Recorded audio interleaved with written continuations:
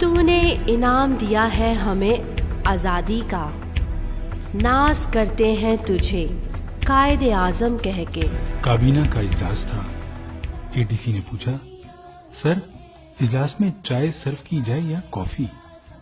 چونک کر سر اٹھایا اور سخت لہجے میں فرمایا، یہ لوگ گھروں سے چائے کافی پی کر نہیں آئیں گے؟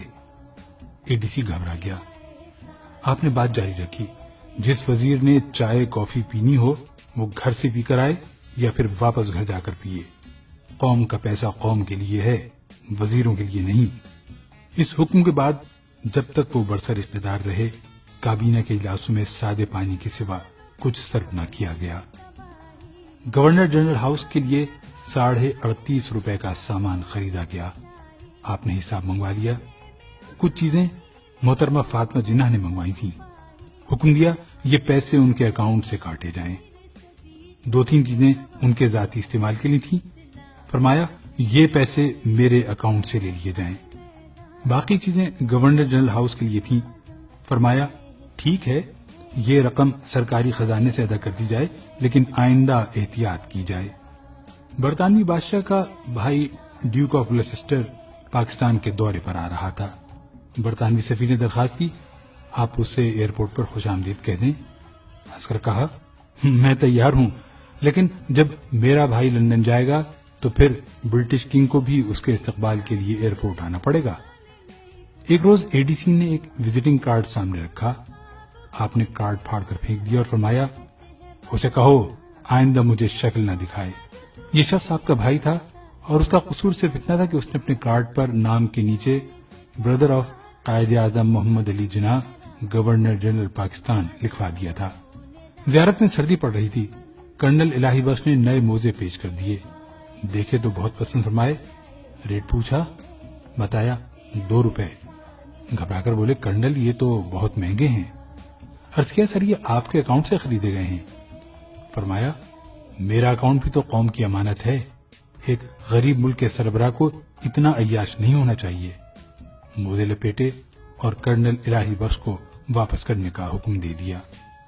زیارت ہی میں ایک نرس کی خدمت سے متاثر ہوئے اس سے پوچھا، بیٹی میں تمہارے لیے کیا کر سکتا ہوں؟ نرس نے عرض کی، سر میں پنجاب سے ہوں، میرا سارا خاندان پنجاب میں ہے، میں اکیلی کوئٹہ میں نوکری کر رہی ہوں، آپ میری ٹرانسفر پنجاب کرا دیں؟ اداس لہجے میں جواب دیا، سوری بیٹی، یہ محکمہ صحت کا کام ہے، گورنر جنرل کا نہیں۔ اپنے طیارے میں رائٹنگ ٹیبل لگوانے کا آرڈر دے دیا۔ فائل وزارت خزانہ پہنچی تو وزیر خزانہ نے اجازت تو دے دی، لیکن یہ نوٹ لکھ دیا، گورنر جنرل اس قسم کے احکامات سے پہلے وزارت خزانہ سے اجازت کے پابند ہیں۔ آپ کو معلوم ہوا تو وزارت خزانہ سے تحریری معذرت کی اور اپنا حکم منسوخ کر دیا۔ اور رہا پھاٹک والا قصہ تو کون نہیں جانتا۔ گل حسن نے آپ کی گاڑی گزارنے کے لیے ریلوے کا پھاٹک کھلوا دیا۔ آپ کا چہرہ غصے سے سرخ ہو گیا، پھاٹک بند کرانے کا حکم دیا اور فرمایا، اگر میں ہی قانون کی پابندی نہیں کروں گا تو پھر کون کرے گا؟ یہ آج سے 65 برس پہلے کا پاکستان تھا، وہ پاکستان جس کے سربراہ محمد علی جناح تھے۔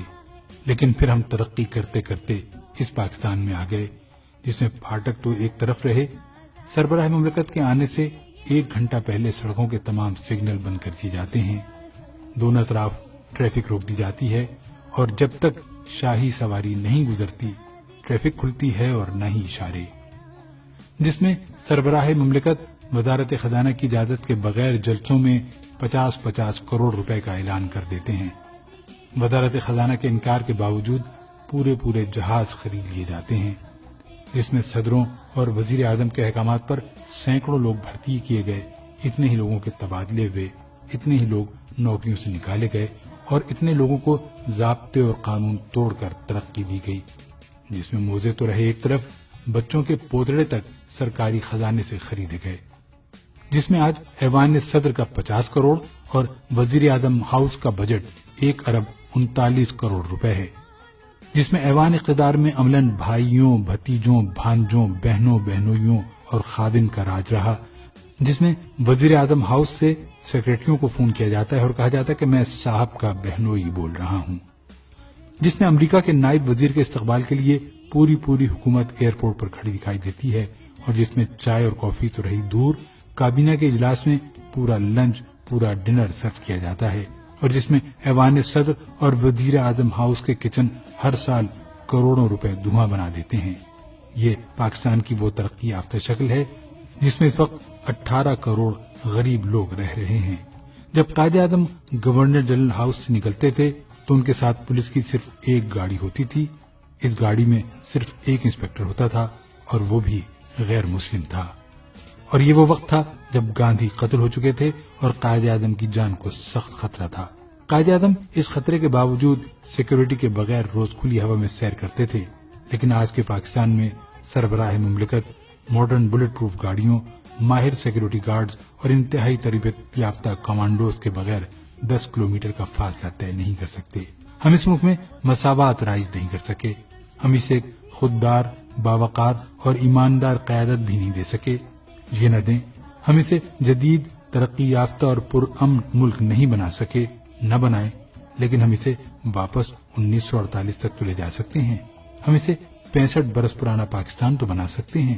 کوئی ہے جو ہم سے یہ ترقی، یہ خوشحالی اور یہ عروج لے لے اور ہمیں ہمارا پسماندہ، غریب اور غیر ترقی یافتہ پاکستان واپس کر دے، جو ہمیں قائد اعظم کا پاکستان واپس کر دے کہ اس ملک کے 18 کروڑ عوام کو 2012 کے بجائے 1948 کا پاکستان چاہیے۔